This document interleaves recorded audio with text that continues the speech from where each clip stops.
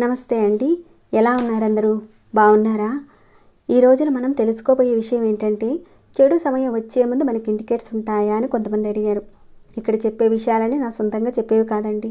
నేను అన్ని విషయాలను పరిగణలోకి తీసుకొని ఈ విషయాలైతే చెప్తున్నాను. మన పురాణాల్లోనూ, జ్యోతిష గ్రంథాల్లోనూ, తంత్ర గ్రంథాల్లోనూ కొన్ని విషయాలైతే చెప్పడం జరిగింది. అవి ఎలా ఉంటాయి, వాటి నుంచి ఎలా బయటపడాలో మనం తెలుసుకుందాం. వీడియోని అయితే స్కిప్ చేయకుండా చూస్తూ ఉండండి. లైక్ చేయని వారు ఎవరైనా ఉంటే ఒక లైక్ ఇవ్వండి. సబ్స్క్రైబ్ కాని వారు ఉంటే మన ఛానల్ సబ్స్క్రైబ్ చేసుకుని డైలీ వాచ్ చేస్తూ ఉండండి. అలానే ఆల్ అనే ఆప్షన్ తప్పకుండా ఆన్లో పెట్టుకోండి. ఇక మిగతా వివరాలన్నీ చూద్దామండి. మనకు చెడు సమయం వచ్చే ముందు కొన్ని సంకేతాలు కనిపిస్తూ ఉంటాయి. అవి మన ఇంట్లో వాడే వస్తువుల దగ్గర నుంచి, అవి పదార్థాలు, పక్షులు, జంతువుల నుంచి మనం చూసే అవకాశం ఉంటుంది. అంటే మనం ముందే గుర్తించి తగిన జాగ్రత్తలు మనం తీసుకోవడం వల్ల వాటి నుంచి ఎదురయ్యే ఆ సమస్యల ప్రభావాన్ని మనం తగ్గించుకోవచ్చు. అలానే మనకు చెడు సమయం ఉంటుంది, మంచి సమయం ఉంటుంది. ఒకదాని ఒకటి వెనుకుంటాయని మనం గుర్తుంచుకోవాలి. ఎప్పుడు మంచి సమయం ఉండదు, ఎప్పుడు చెడు సమయం ఉండదు.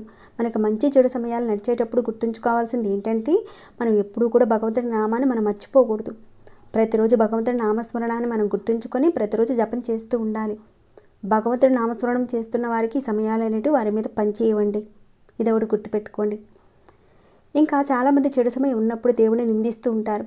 నాకు దేవుడు ఏమీ చేయలేదు, అది చేయలేదు, ఇది చేయలేదు అని అంటూ ఉంటారు. దేవుడు మనలోనే ఉంటాడు. మనకు తెలియంది ఏంటంటే, మన చుట్టూ ఉన్న ప్రకృతి మనకు సహాయం చేయనప్పుడు మనకి భగవంతుడి సహాయం కూడా అంతే. మనం కొన్ని విషయాలు జాగ్రత్తగా పరిశీలించి భగవంతుడి నామస్మరణ చేస్తూ ఉంటే ఖచ్చితంగా అద్భుతమైన ఫలితాలు ఉంటాయి. ఆ చెడు ఫలితాలు అనేటివి మన మీద ఉండవు. వాస్తు ప్రకారంగా అంటే ఒక రకంగా చెప్పాలంటే, జరుగుతున్న పరిణామాల ప్రకారంగా కూడా చెడు సమయాన్ని మనం గుర్తుంచుకోవచ్చు. మన ఇంట్లో కొన్ని సంఘటనలు జరుగుతాయి, కొన్ని వస్తువులు మనకు ఆ సంకేతాలు ఇస్తాయి. అవేంటో ఇక్కడ నేను తెలియచేస్తానండి.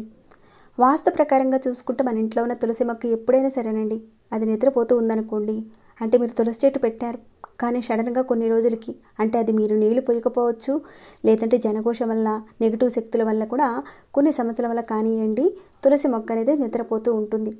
ఇది మనకు ఒక సంకేతం. తులసి మొక్క ఎవరింట్లో అయితే పచ్చగా ఉంటుందో ఆ ఇంట్లో ఎప్పుడు కూడా సుఖ సంతోషాలతోనూ ఆనందంగానే ఉంటారు. ఎటువంటి సమస్య అనేది రాదు. తులసి మొక్క మాటికి ఎండిపోతుంది, పెట్టిన వెంటనే ఎండిపోతుంది. ఇలా ఉన్నప్పుడు మన ఇంట్లో ఏదో ఒక ఇండికేషన్ అనేది రాబోతుందని అర్థం చేసుకోవాలి. ఆ సమస్య అనేది రాకుండా ఉండాలి అంటే ఏం చేయాలంటే, ఎక్కడైతే ఆ మొక్క ఎండిపోతూ ఉందో ఆ ప్లేస్లో మళ్ళీ కొత్త మొక్కను తీసుకొచ్చి పెడుతూ ఉండాలి. ఎన్నిసార్లు జరిగినా మీరు పెడుతూనే ఉండండి. మీకు ఏదైతే ఒక సమస్య ఉందో ఆ సమస్యను తీసుకుంటుంది ఆ తులసి మొక్క, ఎదుర్కొంటుంది. ఆ సమస్య నుంచి మీరు తొందరగా బయటపడవచ్చు. అలానే మరొకటి చెప్తానండి. మన ఇంటి ముందు ప్రతిరోజు ఆవు వచ్చి తిని వెళుతూ ఉంటుంది. మీరు ప్రతిరోజు పెడుతున్నారు, చక్కగా తిని వెళుతూ ఉంది. కానీ సడన్గా ఆవు రావడం మానేసింది. ఏదైనా సంఘటన జరిగే ముందు ఆవు మన ఇంటికి రాదు. మనం ఏ ఆహారం పెట్టినా కానీ అది తీసుకోదు. కొందరు అంటారు కదా, మేము ఏ ఆహారం పెట్టినా తీసుకోవడం లేదు అని అంటారు. ఆవుకి మనం పెట్టిన ఆహారం స్వీకరించడం లేదు అంటే, చెడు సమయం వచ్చే ముందు ఇండికేషన్ వచ్చినప్పుడు ఆవుకి మనం ఏది పెట్టినా ఆహారాన్ని తీసుకోదు. అలానే మన ఇంటి ముందుకు కూడా రాదు. ఒకవేళ ఇంటి ముందుకు వచ్చినా కానీ ఆహారం అయితే తిందు. మనం ఏది పెట్టినా అది మొహం దాటేస్తుంది. అంటే అక్కడ మనం జాగ్రత్త పడాలి.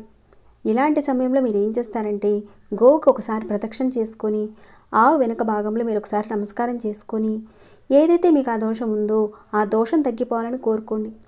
ఆ విధంగా చేయడం వల్ల ఆ దోషం తగ్గడానికి అవకాశం ఉంటుంది. అలానే మరొకటి చెప్తానండి. మనం ఇల్లు శుభ్రం చేస్తూ ఉన్నప్పుడు చీపురు పుల్లలు ఎక్కువగా రాలిపోతూ విరిగిపోతూ ఉంటాయి. ఇది మంచి సంకేతం కాదు. కాబట్టి మీరు ఏం చేస్తారంటే, ఏదైతే ఆ విరిగిపోవడం, రాలిపోవడం అలా జరుగుతూ ఉందో ఆ చీపుని మార్చేసి కొత్త చీపురు తెచ్చుకొని ఇల్లు ఊడవడం అనేది స్టార్ట్ చేయండి. ఆ పాత ఉన్న చీపుని వాడకండి, కొత్త చీపురుతో మొదలుపెట్టండి. ఇలా చేయడం వల్ల ఆ సమస్యల నుంచి మీరు బయటపడవచ్చు. అలానే మరొకటి చెప్తానండి. మీ చేతిలో నుంచి పాలగిన్నెను పట్టుకున్నారు. సడన్గా మీ చేతిలో నుంచి పాలగిన్నె పడిపోయింది. యాదృచ్ఛికంగా ఒకసారి జరిగితే సరేలే అనుకోవచ్చు. కానీ మాటికి మీ చేతిలో నుంచి 2-3 సార్లు, 4-5 సార్లు ఈ విధంగా మీ చేతిలో నుంచి పాలగిన్నె అనేది పడిపోతూ ఉండడము, ఆ పాలు నేల మీద వృధా అయిపోవడం జరుగుతూ ఉంటే మీ జీవితంలో ఏదో చెడు జరగబోతుంది అని మీరు అర్థం చేసుకోవాలి.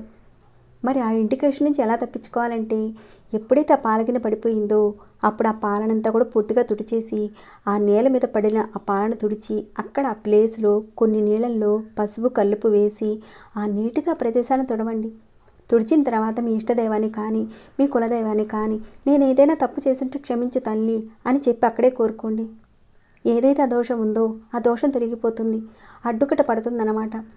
దానివల్ల ఏంటంటే జీవితంలో మానసిక సమస్యలు రావడానికి హేతువైనప్పుడు పదే పదే చేతిలో నుంచి పాల గిన్నె అనేది పడిపోవడం జరుగుతూ ఉంటుంది. అలాంటివి జరగకుండా మునుముందు ఈ విధంగా మీరు చేయడం వల్ల బయటపడవచ్చు. అలానే మరొకటి చెప్తానండి. మీ ఇంటి పైన కానీ డాబా మీద కానీ ఏదైనా పక్షి చనిపోయిందనుకోండి, దాన్ని కూడా అపశకునంగా చెబుతారు. అంటే ఇంటి పైన కానీ డాబా మీద కానీ లేదా మీ ఇంటి దగ్గర ఉన్న ఆ పెరట్లో కానీ ఎక్కడైతే పక్షి చనిపోయిందో ఆ పక్షిని తీసేసి ఎక్కడైనా వేసేసి తర్వాత అక్కడ చనిపోయిన ప్రదేశంలో మీరు కొంచెం గోమూత్రాన్ని తీసుకొచ్చి చల్లండి. చల్లిన తర్వాత మళ్ళీ పసుపు నీళ్ళని కూడా కొద్దిగా చల్లి అక్కడంతా శుద్ధి చేసేయండి. ఇక చనిపోయిన పక్షిని అయితే మీరు బయట పారేయండి. అంతేకాని దాన్ని వేరే విధంగా మాత్రం చూడకండి. మీ ఇంటి మీద నరకోశ అలానే ఏదైనా చెడుగాలులు ఇలాంటివి ఉన్నప్పుడు పక్షులు కూడా అలాంటి సంకేతాలు ఇస్తాయన్నమాట. ఇలాంటి విషయాల మీద పెద్దగా భయపడిన అవసరం లేదండి. ఇప్పుడు చెప్పిన విధంగా చేస్తే సరిపోతుంది. అలానే మరొకటి చెప్తానండి. మీరు పూజ చేస్తున్నప్పుడు మీ చేతిలో నుంచి పూజా సామాగ్రులు కానీ ఇలాంటివి పడిపోతూ ఉన్నాయనుకోండి, మాటికి పడిపోతున్నాయి. అప్పుడు భగవంతుడు మీకు ఒక ఇండికేషన్ ఇస్తున్నాడని అర్థం చేసుకోవాలి. ఏంటంటే రాబోయే చెడు విషయాల గురించి సంకేతం ఇస్తున్నాడని అర్థం. అలా పదే పదే పడుతున్నప్పుడు మీరు దాని గురించి ఎక్కువగా బాధపడకుండా భగవంతుడి నామస్మరణ చేస్తూ ఉండాలి. అలా చేయడం వల్ల ఆ సమస్యల నుంచి మీకు ఒక రక్షణ అనేది కలుగుతుంది. దాని నుంచి మీరు బయటపడతారు. అలానే మరొక విషయం అండి. ఇంట్లో ప్రతి చిన్న విషయానికి కుటుంబ సభ్యుల మధ్య గొడవలు వస్తూనే ఉన్నాయి. ఇది కూడా ఒక ఇండికేషన్ అర్థం చేసుకోవాలి. మీకు చెడు సమయం రాబోతుందని అర్థం చేసుకోవాలి. అలాంటి సమయంలో కూడా ఇంట్లో వారు ఎవరైనా సరేనండి దైవ నామస్మరణ ఎక్కువగా చేస్తూ ఉండాలి. ఇంకా హనుమాన్ చాలీసాను కూడా చదువుతూ ఉండాలి.